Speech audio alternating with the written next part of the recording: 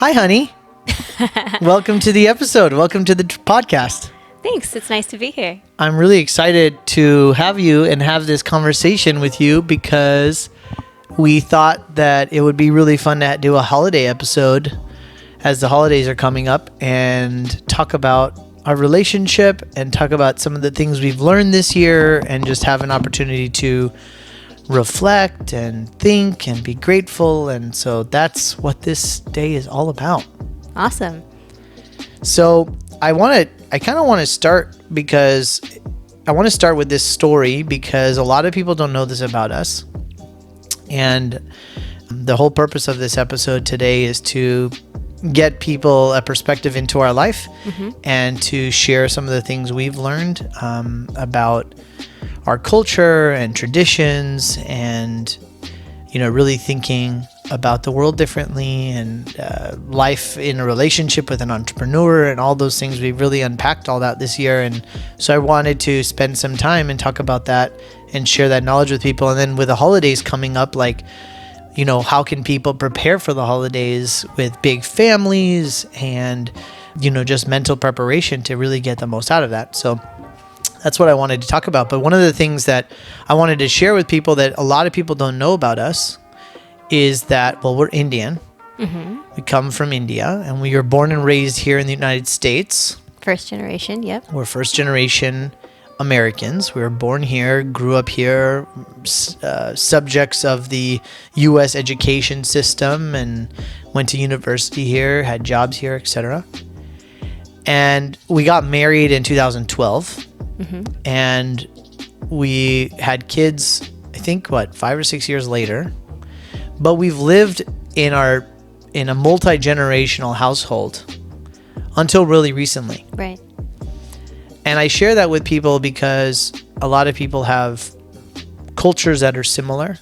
Doesn't matter which culture you're from, but family is really important to us. And we lived in a multi-generational household where 4 generations at one point lived in one home. And our family also has this energy in this culture where everyone is coming in and out of our home. We're very inviting. We're trying to be very warm, and that's how we grew up. And so there's always people around. You get very little privacy growing up. And when we got married, you came from Indiana into Orange County, and you moved into this big family and no privacy. Then we had kids, and it all was still there. And earlier in 2021, we realized that it was time for us to find our own space. And that was a really big journey for us emotionally to eliminate these generational perspectives, I'll say. Because I think for me, and I won't speak for you on this, but for me, I was very programmed that this is the way you live and this is the way you live forever and how you have a family and how you stay close. Like you live together all the time and there's no space. And I know that's not what my parents taught me, but that's what you observe overall, and that's the perception you grow up. And then you have a wife, you bring her into the family, she has no choice but to stay, and you just constantly live in that world. And it took me probably more time than some of our other cousins or other family in our generation to realize that wasn't maybe the best fit for everybody. But we definitely didn't run away. We did the work, we leaned in. We have very progressive parents and in-laws, and it was a very important step in our personal growth to have a send-off, I'll say, or the permission to leave with love and understanding and intention, and not just feel like we're running away from our parents, which is, in our culture, something that we really value, our respect and our relationship with our elders. But there's also limitations in that generational understanding of you have to live in these constructs. So I know this whole process was also very challenging on you. And so talk to us a little bit about what you experienced in all that and how we held it together. Yeah, I think you paraphrased it really well. Kind of captured the idea, especially for those who may not even be familiar with that kind of dynamic. I would definitely do say that my family that I have lived before I got married had a very similar belief system. You know, traditionally we're a village. The family supports each other. We're all one. There are no privacy factors regarding like finances or separation of space, etc. And if anybody needs you, you're always available. The kitchen's always open, etc. But when I came into your family, it was a little more enhanced because my family kind of lived all across and scattered across the United States, while yours was all within a 100-mile radius. And so we were able to experience all that. If that. All the time. Yeah. And it was very powerful. Like there were so many, I would have to say there were so many attributes to it, just in terms of like the support and the love, and the joy that you get by not having to search for like really good company, because most of the folks share, you know, very similar backgrounds and interests and etc. However, I would say the thing I struggled most was I didn't think I was such a private person, or I needed space. And I feel like in this year I learned my biggest lesson.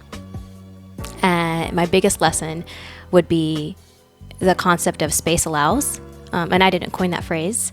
I did hear it earlier this year, and that really spoke to me.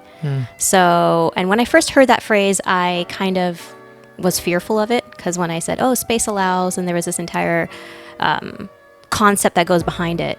And I was like, oh, well, that's just showing that you are trying to be more, you're being independent, but you're also trying to create boundaries and demarcations and not have unity. But in another sense, you're running away. Yeah, you're running away. Not even from you. Like you're putting you're compartmentally some people or situations in your life, and certain things don't belong together. And that's not kind of how I lived. I was like, everything has to have some unity and some type of rhythm that kind of flows together. And so I was thinking space allow is breaking everything up. And that wasn't the concept. When I really embraced it, I understood that space, even personal space, even internal like mindset space, meditative space, or even lack of space. You know, there's all these different concepts. It could be literal, it could be figurative, and it really allows for growth and inspiration and calming and more unity. Because when you have that self-care, or when you have that time to reflect, and you have that time, even personal space. Sometimes I need space with our two girls, just to connect with them, so they know that they have mommy time, or I can really understand them on an emotional level, or I need space by myself, or I need space just with you.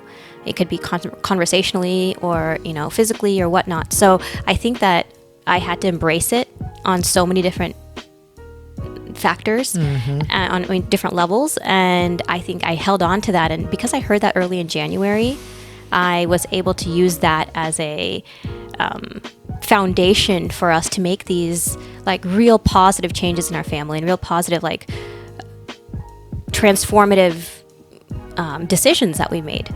And that space has actually allowed us to get closer. Yeah. You actually asked me what was my journey in this, and I said I think my biggest journey was just finding myself and my mindset. You mentioned a lot about like the new rich, and, you know, breaking through old belief systems. It doesn't mean traditions and certain things are not valued. There's so many benefits to that, but I think there are certain things that you do have to challenge if it's not right for you. And I never even thought to question that. Me neither. I didn't even know that was something to question, kind of like how you put pants on and a shirt on and you go dressed out in public. It was like part of my life. And I didn't realize where I was so... I felt like there was always something unsatisfactory. And I didn't know was it coming from me? Was it my environment? Or was it me because I wasn't making my environment what I needed to be? But it was a mesh of everything. And I think our growth trajectory required space for us, and also space for the generations above us.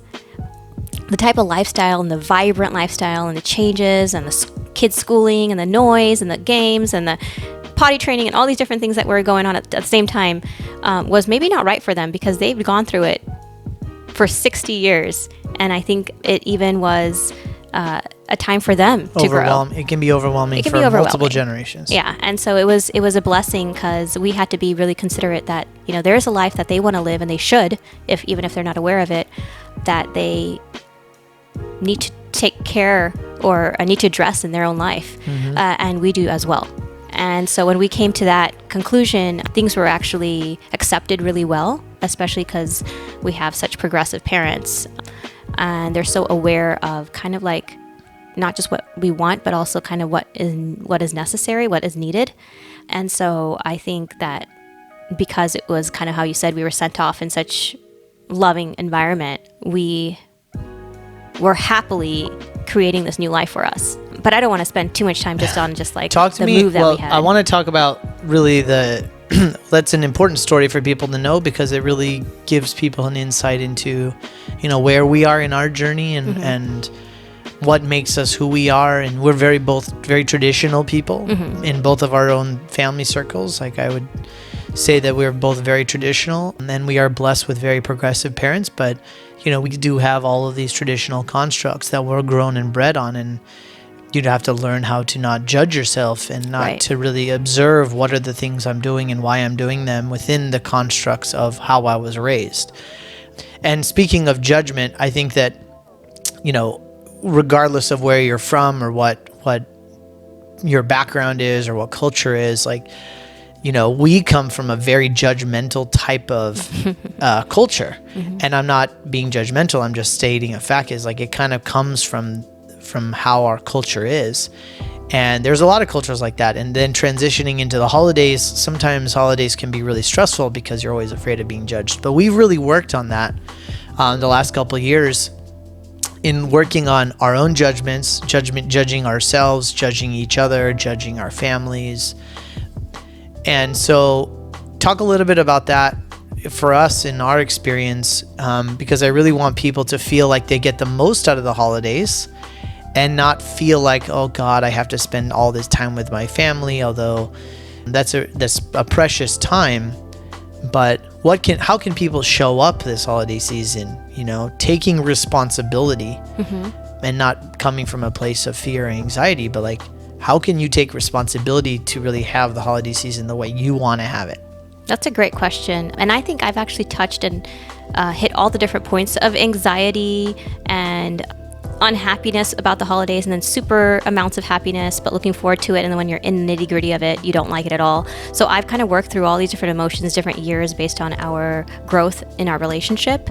And I would have to say, I understand the type of natural anxiety that comes about. I mean, not just on a financial constraint, but also how I say it, space allows, personal space.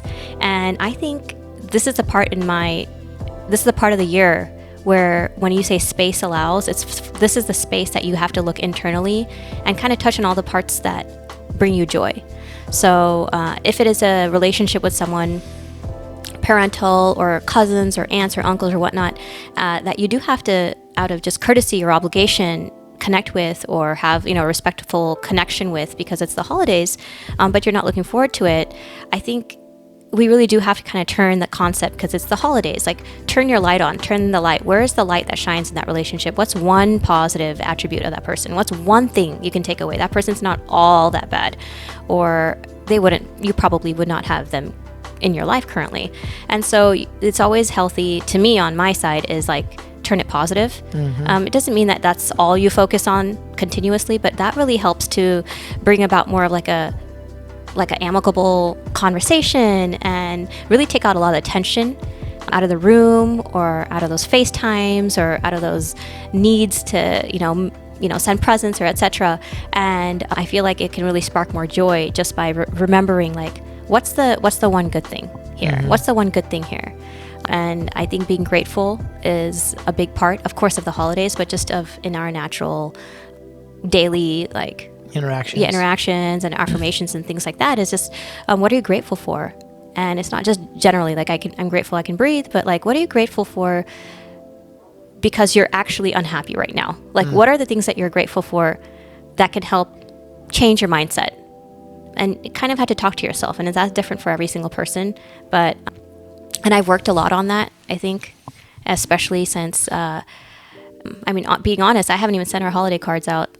And when you have to do a comparison and you see so many things on social media and you have the stress and you're like, people You're are judging needing, yourself. and I judge myself. And it's like, I'm not failing, because you know what I was doing? I was focusing on the present. I was focusing on the things that were my priorities for the beginning of the holiday season. And, you know, sending out the cards were maybe not part of it.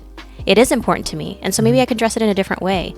And so those are the things that we have to learn how to have grace on ourselves. And I feel like that's really important to have grace. That's a big step in just enjoying the time with the people that we're living for, you know, and Yeah. we're living around. I mean, we always say that like family is the most important thing to us. Sorry, everyone says that. But then in the holidays, we all have this anxiety, like, oh my God, I got to spend time with my brother, and he's going to say something that's going to trigger me, and I know a lot of listeners can relate to that, but it really does come from like, you know, we have to choose how we show up. And the triggers and the insecurities are signals for us. Yeah. They're mirrors, right? People are mirrors to what's showing up for us. And one of the things we talk about it in our relationship is that, you know, a marriage is not easy. You have to work on the marriage, and you can't show up 50-50 as in a marriage. You have to show up 100%, 100.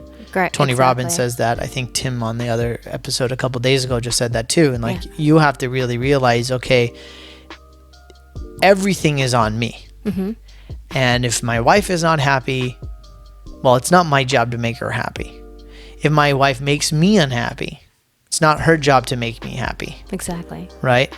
And it's the same thing in all the interactions we have in our family dynamics and our relationships. And I think in big cultures, you have big families. There's not so much independence. Like, there's always a tribal type of energy, and there's a lot of codependence. Like, we all need each other. And I think that's okay, and a healthy amount of codependence is okay. But I think I had a very extreme amount of codependence where I was showing up in a way that other people expected me to show up. And if I didn't show up that way, then people would judge me, and I would feel judged, and it would be this like viral, you know, circle. And so, yeah. I think there's a lot to unpack there. Yeah. Still a journey. Yeah, but I think the biggest part that I can tell myself, like the things that I can talk through, is it's temporary.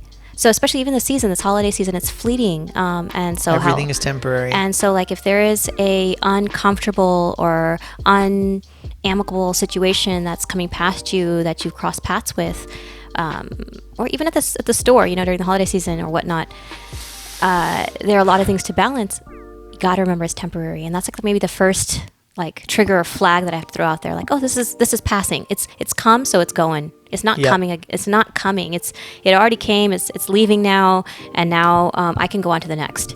And I think that's a really healthy way just to look at it, because that's a easy way to kind of think about the next thing versus dwelling on the thing that's making you unhappy just in that present moment, especially during the holidays when all we want to do is, you know, eat a lot of good food and look at fun Christmas lights and spend some time in front of the fireplace or whatnot. And there are all these different things that go in between it. But just got to remember that, oh, this particular conversation, this particular moment, it's temporary. And so you don't feel bound to it, and it doesn't, you know, cause like a vacuum in your emotional state. Talk to me about what it feels like and the journey of being married to an entrepreneur. And I ask this question because I know we've gone through our ups and downs, and we've definitely worked through our own challenges. We are very different in our own personalities. You are a pharmacist and highly educated. I'm educated too, but I'm in the furniture business, so it's a really different expertise and different training. Our families are similar and different in a lot of ways. We grew up in very different ways. Like, I grew up only in Southern California. You grew up moving all the time. So we're very different. But I would say that a lot of listeners here who are entrepreneurs or high performers or people who want to really excel in their life, like, have these contrasts in their life between their spouse or their wife or what have you. And I know we've gone through a lot of those kinds of challenges, like, oh, he's all over the place, he's impatient, he doesn't listen, and all of the stuff. So I'd love you to, I know, sorry. So I'd love you to share a little bit about what you've learned and some lessons that people can take away from being married to a entrepreneur, because I know it's not the easiest. We're not the easiest cup of tea.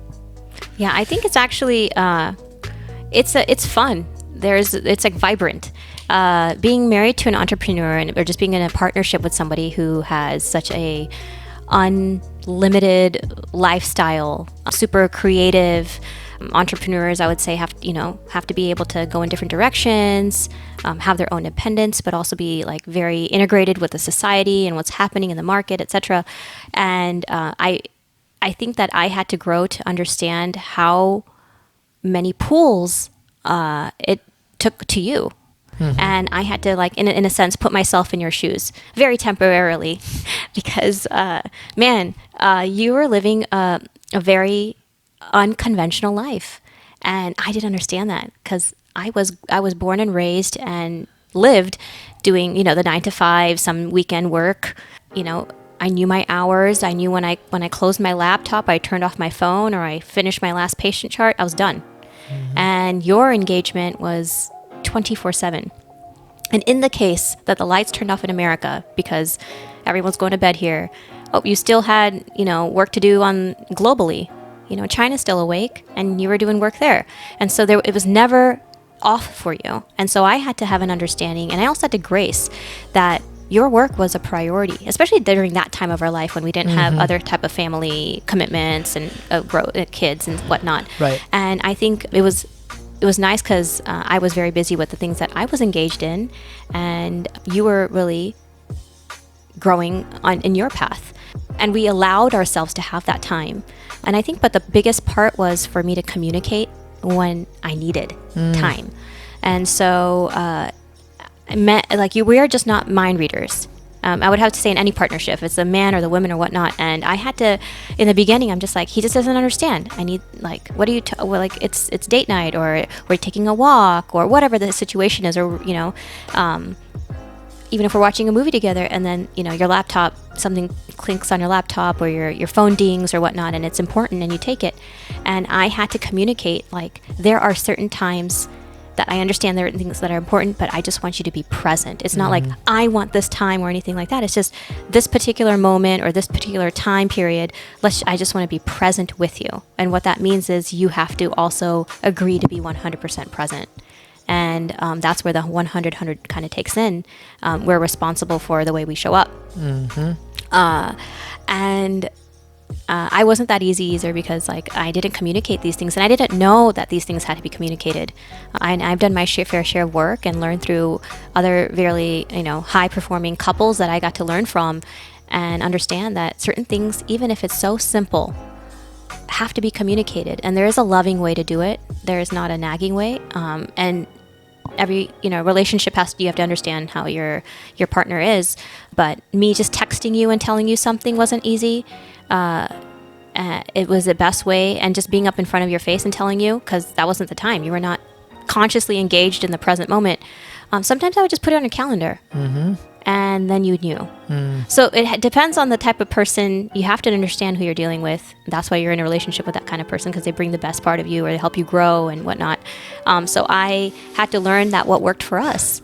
And sometimes I would just carve out time on the calendar that required us to have a meeting. We had to discuss things, and I showed up and we had to do a lot of housekeeping, and you're like, this is not the time, but that's what we did, right? And that it worked for us because it was we carved out conscious time for it. And yeah, one of the things I'm always reminded by, and so grateful for with you at least, and I see it in other great high performing couples and some of my closest friends that we continue to learn from, is that being successful in any entrepreneurial journey, whether it's you're trying to build a big business or a small business, it does not work if you do not have spousal support.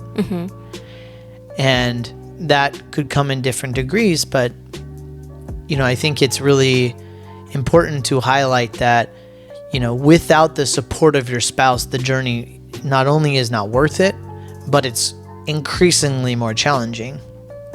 And I suppose are you aware of that type of support, or you feel like, it's just the investment you have to make? Like, I know being present for most entrepreneurs is already challenging, and we're already juggling so many things. Often, I won't say all the time, but often families get neglected. It just happens because you take it for granted. It just happens. As you get older and as you become more aware, like, you realize that. And part of the thing we talk about on the podcast, right, is to how do we find harmony in the things, and how do we find more structure in our time? But without the support of your spouse and allowing you to go experiment and explore and learn and take risk, like, it just does not work. Yeah, and I think it's good that you said you're aware of that. And in fact, I have to really say that you have grown to be aware of that. Like, dinner time could have been a little bit more fluid and things of that nature, but now we're really particular. Like, we, instead of talking about all the things we want to do, which are a lot, and we discussed that on our, when we were dreaming together, but there are certain things that you have to prioritize. And so we're like, what are the 2 or 3 things that would give value to our day, and say that we invested in our family, you got your time with us, but at the same time, you were able to take care of your things outside of the house. And I would say we talked about dinner time, saying so you're available for dinner at the right time, and then also being able to tuck the kids in. And that time is so special, and I think that has allowed you to connect with the kids, and which in turn have also allowed me to show up. Like, those are the times I know he's going to be available, and I will put everything aside because those are the special times for us all day. So maybe we don't get to date night or date day or whatnot every week or when sometimes they're scheduled, but we already talked about, like, these are the most important. You're not missing dinner, you're not missing tucking the kids in at bedtime, and if at any point something comes up, once in a while, you help address it. You're like, hey, I gotta shift dinner, or I'm going to still be there and, give company after the fact, or let's FaceTime the kids while I'm, out of town because I want to still tuck them in. And I feel like those are the things that show that we consciously put effort in the things that prioritize our relationship and what are important to us, versus having to say that, oh, you didn't do all these things, because you cannot always meet those things. And I think that's the rhythm of life, and that's the beauty of it, because you can always progress. There's always something to work on, and that makes it more fun. It doesn't mean that you're in lack of. You're always working to do something better. One of the things that I really learned about my upbringing was there was no delineation between work and life and being present at home and all that. It was just a blend. And, that's how I saw everyone in my life grow up and work and transition into home and have this work-life balance type of dynamic. Like, there was no transition. And one of the things I never really thought about was, am I making a commitment to show up at home at a certain time? Because, and this just literally clicked for me like a month ago, in that, most spouses, husband or wife, to be honest, if they need that sort of trust and respect and accountability for you to know, like, when are you coming home, and I feel safe by you knowing that when you're going to come home. But actually, as entrepreneurs, time is boundless. So we actually don't think about, like, oh, I need to leave work, it's 4:45 and I need to be home by 5:30 because that's what I told my wife to do. Actually, that's not my first instinct. But I had to realize that was really important to our relationship, and so starting to build more structure and telling you in advance, like, hey, I'm going to be home at 5:30, and then planning, like, how I'm so into my calendar and I put everything in my calendar. But that was a really important lesson for me. I didn't even realize how important that was until I actually had another good friend tell me how important that was and how he did it, and I kind of stole it from him. But I just encourage people not to just have this open-ended time horizon as an entrepreneur or somebody who wants to perform, even if you work for somebody, because you just can't get that time back. And it really shows that we're not being present and productive with our time. It's just we're finding ways to be busy. Well, that's a good point that you make. And I think another part of that is communicating that piece, because like I didn't know that you were on this journey, and that's how you're showing up, and you're showing up every day, and if you're not, then you text or whatnot. But that's just one aspect of it, Yeah, like just just one physically being present. And I think there's a part that I wanted to share that has helped me, and I'm sure a lot of people have heard of it. But there's something called like the love languages. There's work love languages and relationship love languages. And the concept is just people communicate and are receptive based on the things that are important to them. Could it be quality time, or is it, receiving gifts or words of affirmation or whatnot? I think I learned that, and we're drastically different in our love languages. And I wouldn't say Drastically. And I wasn't even aware that even existed. And so I can't just say communicate, because that doesn't mean just verbally communicate. And a lot of people may not know how to form those words or, set their tone in having that conversation or whatnot. And I feel like, to me, what's really helped me is being able to explore different ways of communicating and reaching you through the love languages, because I know what was important to you, and I don't have to always, do one thing or speak a certain way. I'm like, oh, this also is important to him. He values this part. He values time, or he values etc. And so I'm able to change the way I show up, so it still fits. It's still suitable for the way I want to give my love, or show up or communicate, and I can still do it. We could do it on our own terms. And so I think that that's something that I think I learned from. And in fact, I've done. It's like a 20-minute questionnaire. I mean, you could do the long version, but online there is also a survey. But I actually read the book, and I kind of went through the exercises before we had kids. And then one day we just randomly did it after we had kids. And it's different. And the things that I value, or the way that I'm receptive to another person's like joy that they share with me, has been changed. My quality time. What are your love languages? How I can't quite recall. Acts of service, words of affirmation, quality time, and quality time. And acts of service was not one before, but now it is, because in that order. Yeah, now that we have kids, I'm like, oh, someone, did the laundry for me, someone being you, whatever. And so I'm like, and that speaks to me, and because that opens up my time, and I understood that, oh, you understand that that's important, and things got done. Before, acts of service wasn't even on my radar. It was, something else. And so now it's really nice to understand myself. And I think the biggest part of being able to connect with your partner, especially an entrepreneur who's always on the move, is really knowing yourself. And it's not about them. And so I had to learn a lot of things inwardly, and just learning about my own, and they coined the term love languages, so I'll say that, just learning about my own communicative language, or the way I give love or accept it or appreciate it, has been really important for us to grow and connect. So amazing. I'm glad we did this. Little intro to our world. As we finish up, and I definitely think we should do this again, because this was really fun. I guess share, what are you most looking forward to in 2022?